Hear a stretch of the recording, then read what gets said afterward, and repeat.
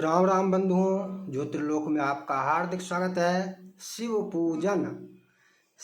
पूजन में हम सभी देखते हैं कि पंचामृत पृथक पृथक भी और संयुक्त रूप से पंचामृत भी एवं अन्य अनेकानेक द्रव्यों से भगवान शिव का स्नान कराया जाता है। हल्दी घोरकर, भस्म घोरकर, भांग घोलकर, तेल से, गुलाब जल से, अन्य अनेकानेक द्रव्यों से स्नान कराया जाता है। ठीक है। तो इस विधान में कुछ देखा देखी भी जैसे तैसे करते रहते हैं और ऐसे भी, इस प्रकार भी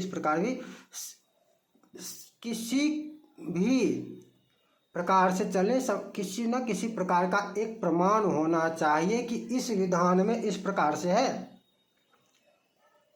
इस विधान में इस प्रकार से है और इसी प्रकार से करेंगे, उस विधान का पूरा अनुसरण करेंगे। ठीक है।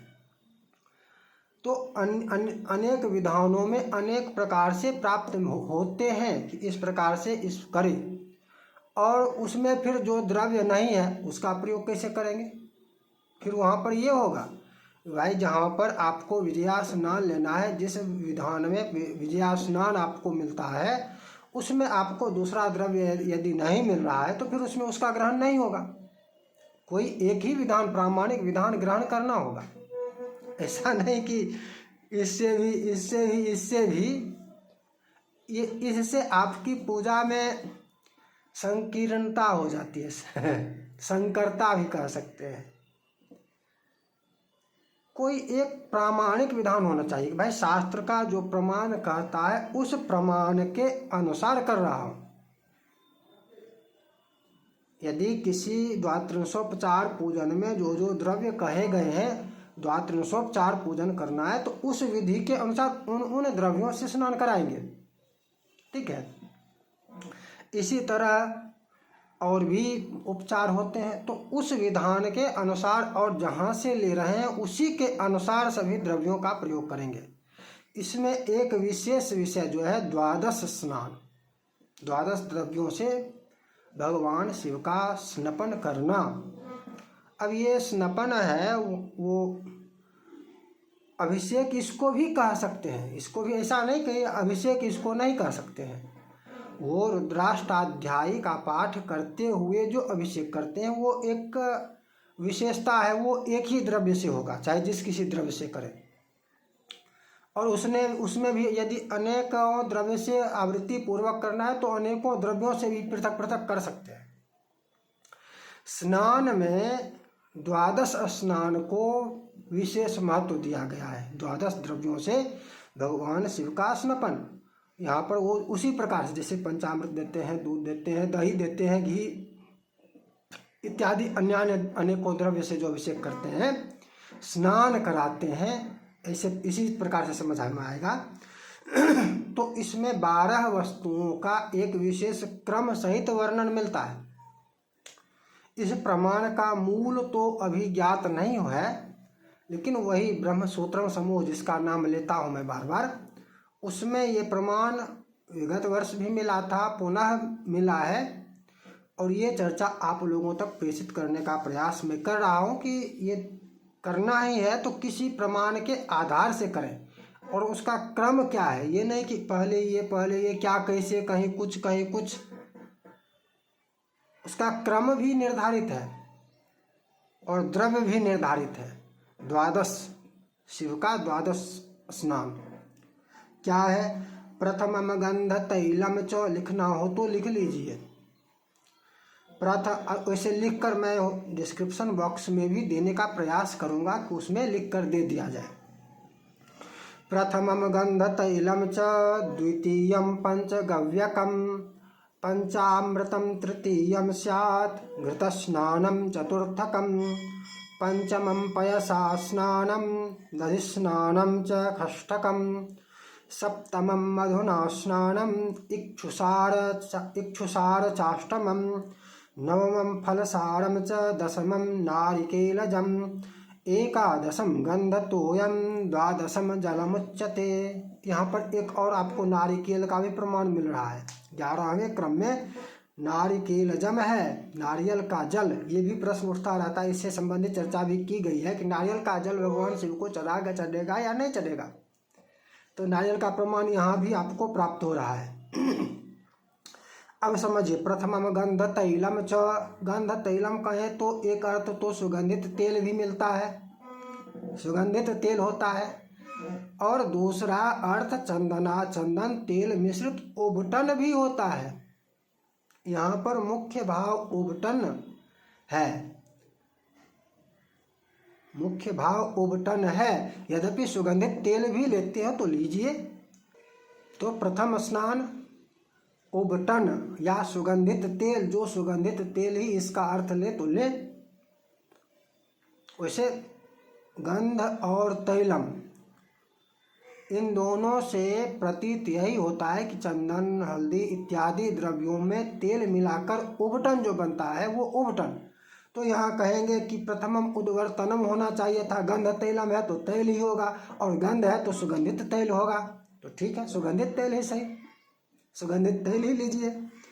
द्वितीयम पंचगव्यकम, दूसरे क्रम में पंचगव्य से तो कोई स्नान नहीं कराते हैं। कभी करते हैं कि कभी किए, कितना भी द्रव्य आपने प्रयोग किया हो स्नान में भगवान का, कितने भी कुछ लोगों ने किया होगा जो इस प्रमाण के आधार पर करने वाले होंगे, अन्यथा आपने कभी पंचगव्य से भगवान शिव का अभिषेक नहीं किया होगा, स्नान नहीं कराया होगा। द्वादश स्नान की बात करेंगे, द्वादश द्रव्य से शिव स्नपन की बात करें तो द्वितीय क्रम में पंचगव्य, द्वितीयम पंचगव्यकम। अब तीसरे नंबर पर, तीसरे क्रम में पंचामृतम तृतीयम स्यात्, तृतीय क्रम पर पंचामृत से स्नान। अच्छा, इन क्रमों में प्रत्येक क्रम में प्रत्येक द्रव्य के पश्चात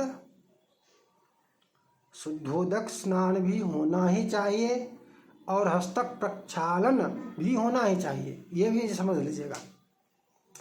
घृत स्नानम चतुर्थकम, चतुर्थ क्रम में घृत। अब यहाँ पर ये मत कहिएगा पंचामृत में तो दूध दही घी मधु शक्कर इस प्रकार से होता है। ये विशेष क्रम है, द्वादश स्नान करेंगे, द्वादश द्रव्य से स्नपन करेंगे तो उसका द्रव्य भी इस प्रकार से है और क्रम भी जिस प्रकार से है उसी प्रकार से होगा। यहाँ पर ये नहीं कि घी पहले कैसे हो जाएगा। पंचामृत स्नान के पश्चात चतुर्थ घृत स्नानम चतुर्थकम, चौथे क्रम में घृत से स्नान होगा। पंचमम पयसा स्नानम, पांचवें क्रम में दूध आएगा, दूध से स्नान। दधि स्नानम चखष्ठकम, और दधि छठे क्रम में दधि स्नान। सप्तमम मधुना स्नानम, सातवें क्रम पर मधु से स्नान। और इक्षुसारम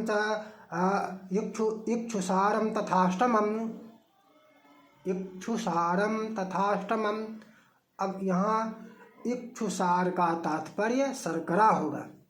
इक्षु रस भी ले सकते हैं, बनता इक्षु रस से ही है, लेकिन शर्करा, पंचामृत में शर्करा प्रयोग होता है और दूध दही घी मधु शक्कर सब कुछ आ रहा है तो यहाँ पर शर्करा ही आएगा।